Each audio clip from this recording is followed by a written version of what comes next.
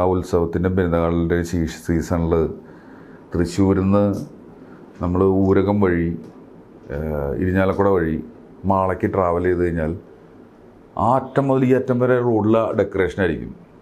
കാരണം സകല സ്ഥലത്ത് ഒരേ സമയത്താണ് പെരുന്നാളും ഉത്സവങ്ങളും നടക്കുക. ഇങ്ങനെ സെലിബ്രേഷൻ്റെ അങ്ങേറ്റാണ്. കാരണം 3 ഉത്രാളിക്കാവ് പൂരം തുടങ്ങി, ഉത്രാളിക്കാവ് പൂരം, ആറാട്ടുപുഴ പൂരം, തൃശ്ശൂർ പൂരം, നെന്മാറ വേല, ഇത് ഏറ്റവും വലുത്. ചെറു പരിപാടികൾ എന്ന് പറഞ്ഞാൽ പെരുന്നാളുകളും കാര്യങ്ങളും ഇഷ്ടം പോലെയാണ്. അപ്പോൾ ഒരു ആഘോഷവും ഇപ്പം നമ്മൾ തമിഴ് എനർജി എന്ന് പറയില്ലേ, അങ്ങനത്തെ ഒരു സാധനമുണ്ട്. അത് വയലൻസിലുണ്ട്. ഞാൻ ശരിക്കും ലൈവ് ഒരുപാട് ഇടികളൊക്കെ കണ്ടിട്ടുള്ളതാണ്. ശരിക്കും നല്ല രസമുള്ള ഇടികളൊക്കെ കണ്ടു. അവിടെ അങ്ങനെ ഒരു പെരുന്നാളിന് കണക്ക് തീർക്കുന്ന ഒരു സംഭവം എല്ലാ പെരുന്നാളിനും. അതായത് അതിനു മുമ്പൊക്കെ ഇവർ കണ്ടിട്ട് വർത്തമാനം പറയണ്ടാവും, പക്ഷേ പെരുന്നാളിലെന്ന് അവർക്ക് ഓർമ്മ വരാം, എന്നാൽ അവൻ ഇടിച്ചല്ലോ തിരിച്ചടിക്കേണ്ടതെന്ന്. അതെനിക്ക് മനസ്സിലാവാത്തൊരു കാര്യം അത്. അപ്പോൾ അങ്ങനെ ഭയങ്കര രസമുള്ള, എല്ലായിടത്തും എല്ലാ നാടിനും ഒരു പ്രത്യേകത ഉണ്ടാവും. പക്ഷേ നമ്മുടെ നാട്ടിൽ അടുത്തറിഞ്ഞപ്പോൾ എനിക്കത് എൻ്റെ ഭയങ്കരമായിട്ട് ആ ലൈഫ് സ്റ്റൈൽ എനിക്കിഷ്ടമാണ്. അതുകൊണ്ട് തന്നെ ഞാനിപ്പോഴും അവിടെ തന്നെയാണ്. അതുകൊണ്ട് തന്നെയാണ് ആദ്യത്തെ സിനിമ ഡയറക്റ്റ് ചെയ്തപ്പോൾ തൃശ്ശൂർ തന്നെ വെച്ച് ചെയ്തതും. അതിനകത്ത് ഈ പറഞ്ഞ പോലെ ജനങ്ങളും ബഹളവും എല്ലാം അതിനകത്ത് ലൈവായിട്ട് തന്നെ ക്യാപ്ചർ ചെയ്തൊരു ഫീല് സിനിമയ്ക്കകത്തുണ്ട്. പിന്നെ പ്രശാന്ത് അലക്സാണ്ടർ വന്നിട്ടുണ്ടായിരുന്നു ഡയലോഗ്. പുള്ളിയൊക്കെ പറഞ്ഞത് ജോജു ഭയങ്കര പെർഫെക്ഷനിസ്റ്റ്, സാഗറും പറഞ്ഞത് ഭയങ്കര പെർഫെക്ഷനിസ്റ്റ് ആണ്. എത്ര ക്രൗഡ് ഉണ്ടെങ്കിലും അതിനകത്ത് തന്നെ ഷൂട്ട് ചെയ്യണം, സിങ്ക് ആണെങ്കിലും എല്ലാ കാര്യങ്ങളും അതിനകത്ത് തന്നെ ചെയ്യണം. ആ ഒരു പെർഫെക്ഷനിൽ എന്താ പറ്റുകയെന്ന് വെച്ച് കഴിഞ്ഞാൽ ചിലപ്പോൾ ആർട്ടിസ്റ്റിന് 20 ദിവസമാണ് ഡേറ്റ് എന്നുണ്ടെങ്കിൽ ചിലപ്പോൾ അത് 35 ദിവസം വരെ പോകും. പക്ഷേ ജോജു അത് കൺവിൻസ് ചെയ്ത് അവിടെ നിന്ന് അത് ചെയ്യിച്ചിട്ടേ നമ്മളെ വിടുകയുള്ളൂ എന്നുള്ള രീതിയിൽ. അപ്പോൾ അതിനിടയ്ക്ക് ഡയറക്ടറുമാണ്, പ്രൊഡ്യൂസറുമാണ്. അപ്പോൾ മൾട്ടിപ്പിൾ ഹെഡേക്സ് ആണ്. എന്നിട്ടും ആ സിനിമ അങ്ങനെ ആ ഒരു വിഷനിൽ അത് അങ്ങനെ തന്നെ പൂർത്തിയാക്കണം എന്നുള്ളത് ഒരു തുടക്കം തൊട്ടുള്ളൊരു ഒബ്ജക്റ്റീവ് ആയിരുന്നു. ആക്ച്വലി ഇപ്പോഴും ഞാൻ പറയാം, ഞാൻ ചിന്തിച്ചതിൻ്റെ ഞാൻ എന്താണോ ചിന്തിച്ചത്, ആ ചിന്തിച്ചതിൻ്റെ ഒരു 60% എനിക്ക് വർക്ക് ചെയ്യാൻ പറ്റിയിട്ടുള്ളൂ. പെർഫെക്ഷനിസ്റ്റ് എന്ന് പറഞ്ഞു കഴിഞ്ഞാൽ എൻ്റെ ഒരു കാഴ്ചപ്പാടുണ്ട്. ഇപ്പം ഞാൻ ചെയ്യുന്ന സിനിമ എൻ്റെ അറിവിനും എൻ്റെ കാഴ്ചപ്പാടിനും അനുസരിച്ചായിരിക്കും. അപ്പോൾ സിനിമ വിദ്യാഭ്യാസം എത്രത്തോളം എനിക്കുണ്ടോ ആ അറിവിൽ നിന്നുകൊണ്ടാണ് ഞാൻ എൻ്റെ ഒരു സിനിമ ചെയ്യുക. അപ്പോൾ എൻ്റെ ആ സിനിമ എന്ന് പറഞ്ഞു കഴിഞ്ഞാൽ എൻ്റെ തോട്ട് പ്രോസസ്സ് തുടങ്ങുന്നതെന്ന് പറഞ്ഞു കഴിഞ്ഞാൽ എൻ്റെ ഡ്രീം പ്രൊജക്റ്റായിട്ടൊന്നുമല്ല. ജോജു ജോർജ് എന്ന് പറഞ്ഞ നടൻ്റെ ഒരു കൊമേഴ്ഷ്യൽ പടം ഒരെണ്ണം ആവശ്യമാണ്. ഇപ്പോൾ ഒരു ഹിറ്റ് അടിക്കണം. അപ്പം ഞാൻ വെറുതെ ചിന്തിക്കുന്നു, അങ്ങനെയാണെങ്കിൽ അത് എൻ്റെ ഐഡിയയിൽ എന്താണ്, അതാണ് എൻ്റെ ഒരു തോട്ട് പ്രോസസ്സ് സ്റ്റാർട്ട് ചെയ്യുന്നത്. ജോജുവിനൊരു ഹിറ്റ് അടിക്കണം, അതെല്ലാ നടന്മാർക്കും ഉള്ള പോലെ ഒരു ഹിറ്റ് കൊള്ളാടാൻ കലക്കിയിട്ട എന്ന് നമ്മൾ പറഞ്ഞിരിക്കുന്ന പോലെ സാധാരണ ചിന്ത. അപ്പം അങ്ങനെ ചിന്തിച്ചപ്പോൾ എൻ്റെ അറിവിൽ നിന്ന് ചിന്തിക്കുമ്പോൾ പണിയാണ് അതിന് പറ്റിയൊരു പടമായിട്ട് ഞാൻ ഡിസൈൻ ചെയ്തത്. അതെൻ്റെ ചിന്തയും. പക്ഷെ അതിന് ഈ ക്രാഫ്റ്റിനോട് അടുത്ത് നിൽക്കണം എന്നുള്ളൊരു ആവശ്യമുണ്ട്. അതിൻ്റെ കഥയൊന്നും ഒരുപാട് പേര് പറഞ്ഞു ഒരു കഥയില്ലെന്ന് പടത്തിൽ. ഞാൻ കഥയിൽ വിശ്വസിക്കുന്ന ആളല്ല. സിനിമ വേറൊരു നരേറ്റീവാണ്, ഒരുപാട് ഘടകങ്ങളുണ്ട്. അപ്പോൾ അതെല്ലാം ഓർത്തിണക്കിയിട്ട് എനിക്ക് ചെയ്യാൻ പറ്റുന്നൊരു കാര്യം എന്നുള്ള ലെവലിലാണ് ഞാൻ ചെയ്തത്. പിന്നെ എൻ്റെ ഒരു കാഴ്ചപ്പാടിൽ എനിക്ക് ഇങ്ങനെ വേണമെന്നുണ്ട്. അതിൻ്റെ ഒരു ഫൈൻ ക്വാളിറ്റി ഒന്നും എനിക്ക് പല സ്ഥലത്തും കിട്ടിയിട്ടില്ല. പക്ഷെ എനിക്ക് എഡിറ്റിന് വേണ്ട ഒരു വേർഷന് വേണ്ടിയിട്ട് എനിക്ക് എഡിറ്റിന് ഇന്നൊരു വിഷ്വൽ വേണമെന്ന് പറയുന്നൊരു വേർഷനുണ്ട്. അത് കിട്ടുന്നവരെ ഞാൻ ട്രൈ ചെയ്യും. മിനിമം അത് കിട്ടിയില്ലെങ്കിൽ പടം സ്റ്റാൻഡ് ഔട്ട് ചെയ്യില്ല. എൻ്റെ പെർഫെക്ഷൻ എന്നുള്ള ലെവലിലോട്ട് നമുക്ക് ഇനിയും വേണമെങ്കിൽ ഞാൻ 34 ടേക്ക് വരെ പോയിട്ടുണ്ട് ഒരു ഷോട്ട്, 34 ടേക്സ്. എൻ്റെ പോലത്തെ ക്ഷമയില്ലാത്തൊരു മനുഷ്യന് ഒരിക്കലും ചിന്തിക്കാൻ പറ്റില്ല. പക്ഷെ ഞാനത് വളരെ ക്ഷമയോട് കൂടിയിട്ടാണ് ചെയ്തത്. അത് ചെയ്ത് എനിക്ക് കിട്ടേണ്ടിയിരുന്നത് കിട്ടേണ്ടതെന്ന് വെച്ചാൽ എൻ്റെ ഒരു എഡിറ്റ് ചെയ്യാൻ പറ്റുന്നൊരു മെറ്റീരിയലിൻ്റെ ഒരു മിനിമെങ്കിലും എനിക്ക് കിട്ടണം. അല്ലെങ്കിൽ നമുക്കത് യൂസ് ചെയ്യാൻ പറ്റത്തില്ല. അപ്പോൾ എനിക്കറിയാം ഇതിലും ബെറ്റർ വേർഷൻ ആ സിനിമയ്ക്ക് ഉണ്ടെന്നും അതൊരു ഭയങ്കര പെർഫെക്റ്റ് ആണെന്നുള്ള ധാരണയൊന്നുമില്ല എനിക്ക്. നമുക്ക് പിന്നെ ഇതൊരു കളക്റ്റീവ് ആർട്ടാണല്ലോ. ഇപ്പം ഞാനവിടെ വരുന്ന സമയത്ത് എൻ്റെ മനസ്സിലുള്ളപ്പം പോലെ ഒരാൾക്ക് ചിലപ്പോൾ അഭിനയിക്കാൻ പറ്റിക്കൊള്ളുന്നില്ല. ചിലപ്പോൾ അവർ നമ്മൾ ചിന്തിക്കുന്നതിനേക്കാൾ നന്നായിട്ട് അഭിനയിച്ചിരിക്കാം. ഇതൊക്കെ ആ സമയത്ത് സംഭവിക്കുന്നതാണ്. മണിരത്നത്തെയാണ് ആദ്യമായിട്ട് ഈ സിനിമ കാണിച്ചതെന്ന് കേട്ടിട്ടുണ്ട്. അദ്ദേഹം ഒരു സജഷൻ പറയുകയും അത് ചെയ്യുകയും ചെയ്തു എന്നും കേട്ടു. ഞാൻ രണ്ടുപേരും കാണിച്ചു, മണി സാറിനെയും കാണിച്ചിട്ടുണ്ടായിരുന്നു, കമൽ സാറിനെയും. അവർ രണ്ടുപേരാണ് ആദ്യമായിട്ട് ഞാൻ പടം കാണിച്ചത്. ആക്ച്വലി ആദ്യം കണ്ടത് ജോഷി സാറാണ്. കാരണം ഒരു പടം ഒരു 60% ഒക്കെ ആയിരിക്കുന്ന സമയത്ത് ഞങ്ങളുടെ ഇടയിൽ തന്നെ ഹെൽത്തി ആയിട്ടുള്ള കോൺവെർസേഷൻസ് എന്ന് കൂട്ടണം. കുറ്റമായിട്ടല്ല, പലർക്കും അതങ്ങ് കറക്റ്റല്ല എന്ന് തോന്നുന്നു, ഞാൻ ചെയ്തതിൽ പ്രശ്നങ്ങളുണ്ടെന്ന് തോന്നുന്നു. അപ്പോൾ എന്ന് വെച്ചാൽ ഇത് ഹ്യൂജ് പ്രൊഡക്ഷൻ പോയിക്കൊണ്ടിരിക്കുകയാണ്. അപ്പം എല്ലാവരും ഇങ്ങനെ പറയുമ്പോൾ എനിക്ക് പ്രശ്നം തോന്നുന്നില്ല, എനിക്കിത് ഓക്കെയാണെന്നാണ് തോന്നുന്നത്. അപ്പോൾ ചുറ്റുപാടിൽ നിന്ന് ഇങ്ങനെ ഒരു അഭിപ്രായം വരുമ്പോൾ ഞാൻ ജോർജ് സാറിനെ വിളിച്ചു. സാറിനെ വിളിച്ചിട്ട് സാറൊന്ന് വരുമോ, ഒന്ന് കണ്ടു നോക്കൂ ഇതുവരെയുള്ളൊരു വേർഷൻ. സാറ് വന്നിട്ട് കണ്ടു. സാറ് വന്ന് കണ്ടിട്ട് അന്ന് സാറിനത് ഭയങ്കരമായിട്ട് വർക്കൗട്ടായി.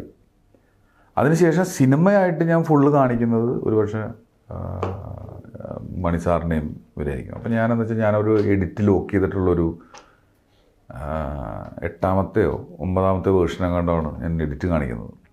അപ്പം നമ്മളിങ്ങനെ പല പ്രാവശ്യം പല പല രീതിയിൽ ഞാൻ അതിലൊരു ലെങ്ത്തിൻ്റെ കാര്യം വെച്ചിട്ട് ഞാനൊരു സീൻ റിമൂവ് ചെയ്തിട്ടുണ്ടായിരുന്നു. ഞാൻ സിനിമയിൽ നിന്ന് ഒരു പോർഷൻ വേണ്ടെന്ന് വെച്ചിട്ടുണ്ടായിരുന്നു.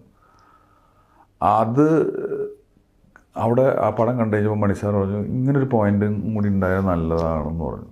അപ്പോൾ എനിക്ക് കറക്റ്റ് മനസ്സിലായി, ഞാനത് ഡിലീറ്റ് ചെയ്ത സാധനം തിരിച്ചു വെച്ചാൽ നല്ലതാണ്. ഇത് തന്നെ കമൽ സാറും പറഞ്ഞു. അപ്പം ഞാൻ ആ ഡിലീറ്റ് ചെയ്തത് ഞാൻ തിരിച്ചു വെച്ചു. അപ്പോൾ അത് ആ സിങ്കായി.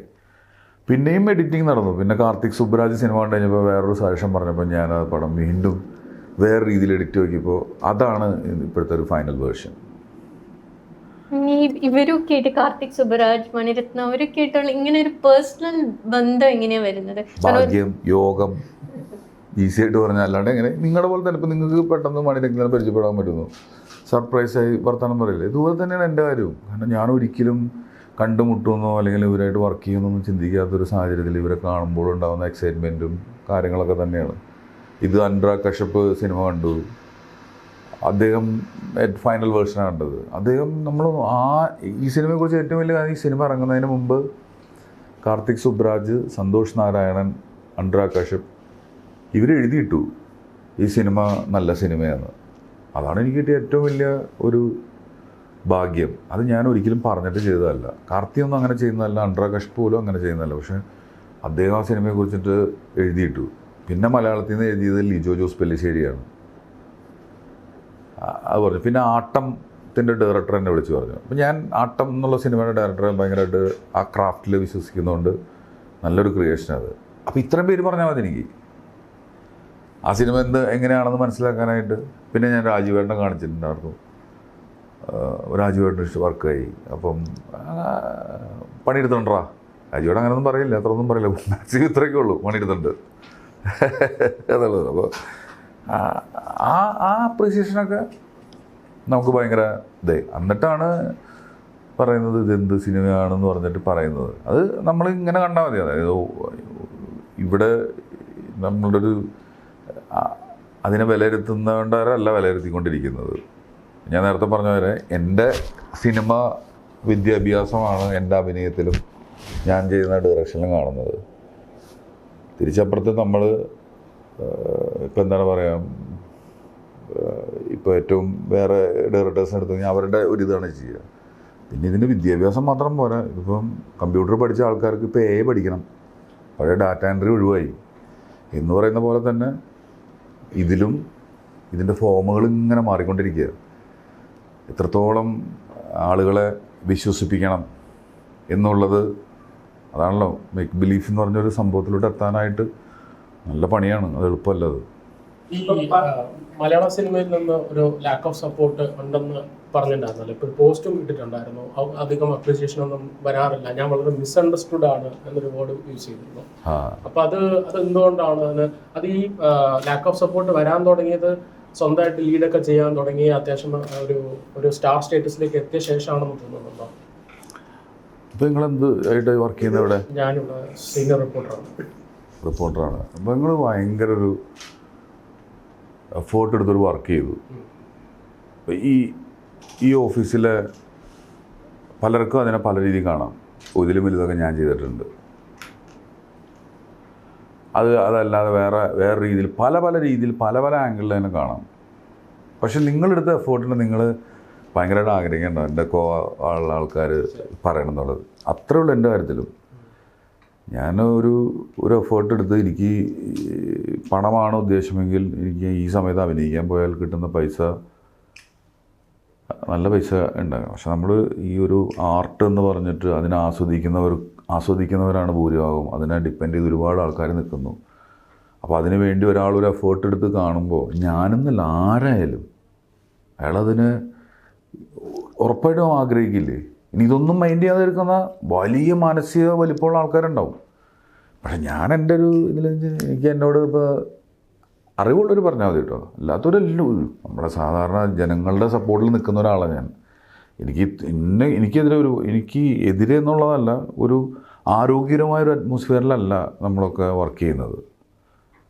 ഒരു ഹെൽത്തി ആയിട്ടുള്ള ലെവലിൽ ഇപ്പം നിങ്ങൾ പുറത്ത് കാണുമ്പോൾ ജോജു ഓക്കെ ജോജു നന്നായിട്ടുണ്ട്, അല്ലെങ്കിൽ വേറൊരാൾ അഭിനയിക്കുന്നു നന്നായിട്ടുണ്ട്, നിങ്ങൾ അടുത്ത് ചെയ്യൂ, എന്തെങ്കിലും സപ്പോർട്ട് വേണമെങ്കിൽ പറയൂ എന്ന് പറയുന്ന ഒരു സാഹചര്യത്തിലൊന്നുമല്ലോ. എല്ലാവരും കഷ്ടപ്പെട്ട് അവരുടെ ഒരു ഇതുണ്ടാക്കുക. പക്ഷെ അതൊന്നും ആരോ പറഞ്ഞിട്ടുണ്ട്, കലാകാരന്മാർ നശിച്ചു തുടങ്ങി കഴിഞ്ഞ് കഴിഞ്ഞാൽ നാട് നശിച്ചു എന്നർത്ഥം. ഏറ്റവും അവസാനം നശിക്കാൻ ചാൻസ് ഉള്ളത് അവരായിരിക്കും എന്ന് പറഞ്ഞാൽ ഒരു ഹെൽത്തി ആയിട്ടുള്ളൊരു ലെവലല്ല ആരും. ഞാൻ മാത്രമല്ല, എനിക്ക് തോന്നുന്നു എല്ലാവരും. അപ്പം അതൊക്കെ ഒന്ന് മാറിയാൽ നല്ലതായിരിക്കും. ഞാൻ മാക്സിമം അത് ചെയ്യാറുണ്ട് എന്നാണ് എൻ്റെ വിശ്വാസം. ഞാൻ നല്ലൊരു എഫേർട്ടുള്ളൊരു ആക്ടറെ കണ്ടാലും ഒരു വർക്ക് കണ്ടാലും ഞാൻ അവരോട് വിളിക്കാറുണ്ട്. കാരണം അത് എളുപ്പമല്ലെന്ന് എനിക്ക് തന്നെ അറിയാം. കാരണം ഞാൻ ആ പ്രോസസ്സിലൂടെ കടന്നു പോകുന്നതാണ്.